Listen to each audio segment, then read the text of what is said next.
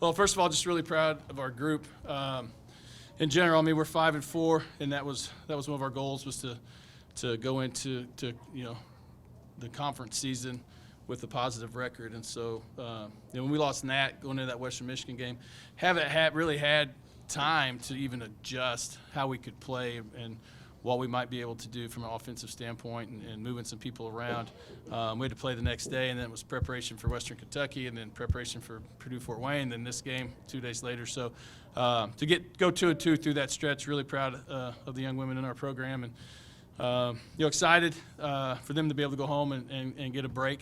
Here at Christmas, spend some time with their families, because we know what a grind the Valley Conference season will be, and how tough that's going to be. And thought we came out and probably did the best job of having some pace to our offense in the half court. We were playing fast, the length of the court, but sometimes we get a little stagnant in the half court, and that's something we've been working on, and something I thought really hurt them was trying to keep up with how aggressive we were being off the dribble and feeding the post and just playing through the paint. Coach, if you could talk a little bit about that aggressiveness and how that happens in this particular game or in any game, the kind you need. Well, we try to be that way, and sometimes the way teams defend you affects how you're able to attack. And I thought we just kind of got them on our hips and were able to get to the paint and get to the rim. Did a good job of finishing. Shot 44, almost 45% from the field. But shot 50% the first half, I think it was. Built that lead and had a 2 or 3 little stretches in the second half where maybe not concentration level, but just things were off for us, maybe lineups that hadn't been together. But we kind of righted the ship there, late in that fourth quarter to get the game back to where it should have been.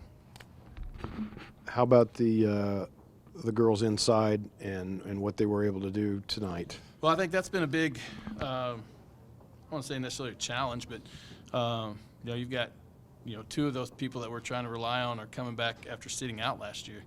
So if we're being realistic, this was about the time that we felt like we needed to start really getting production from them. Now we've had to play them in stretches and maybe haven't got the production out of our forwards and posts that we feel like we can get. But I think as we continue to work and some of the things we're doing, what we're trying to stress to them, that ways to get open, ways to be valuable from an offensive standpoint, I think we saw more of that tonight. But again, it's going to take time for them to get back in the swing of things, and for them to have done that, us have a winning record and be able to kind of nurture them along a little bit, I think has been a positive. You've got momentum now, and the conference season is coming. There's a little bit of a lapse in there. How do you maintain? It's only a week. We're used to those weeks, so maybe I scheduled the right way.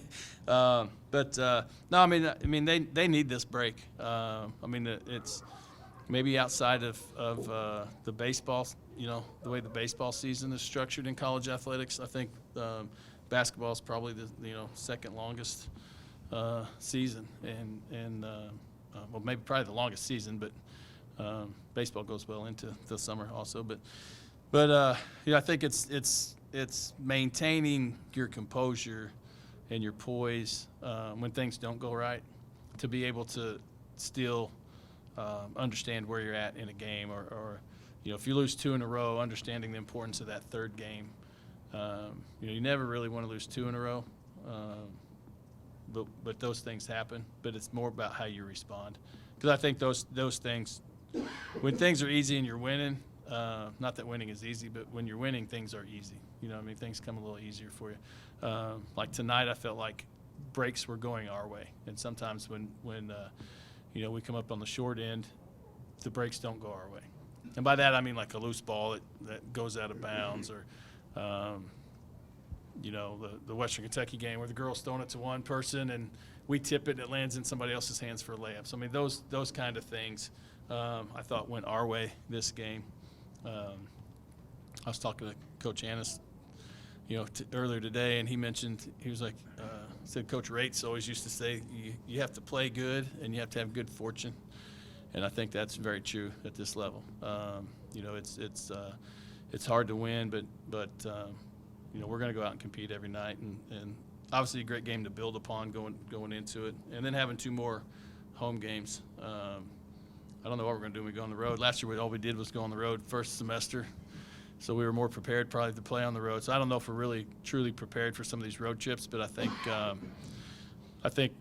we have hopefully we have a mature enough group that we can go on the road and they understand, you know, what it takes to win on the road, and some of that will carry over maybe from last year, because we were you know, we had several wins on the road last year. Coach, one thing that I noticed a lot that worked well for you guys is going to a deeper bench tonight. The reserve players have played well.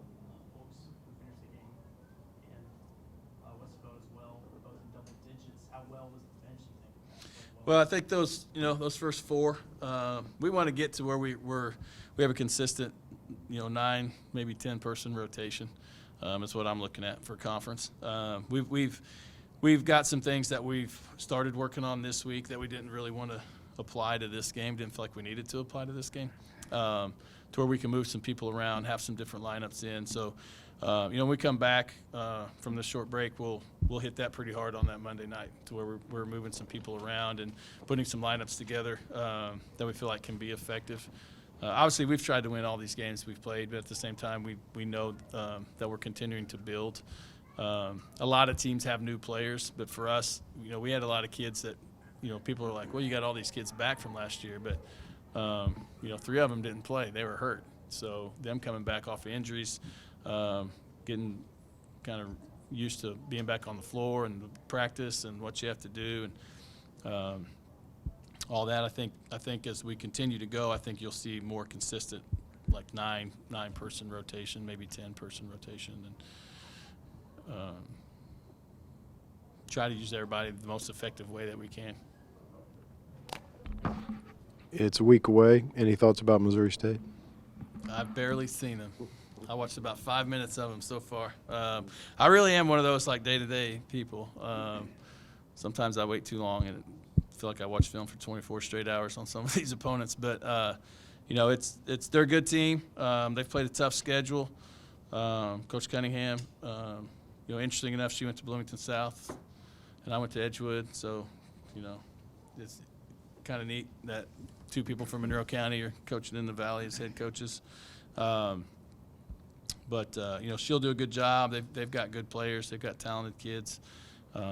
You know, they're getting the most out of some of those kids right now that I've seen, as far as, you know, some statistics go and everything. But you know, I'll get to that probably more so tomorrow. And Southern, you know, before the girls get back, I'll probably be prepared for both those games. So not too much of a comment there. Thanks, Coach.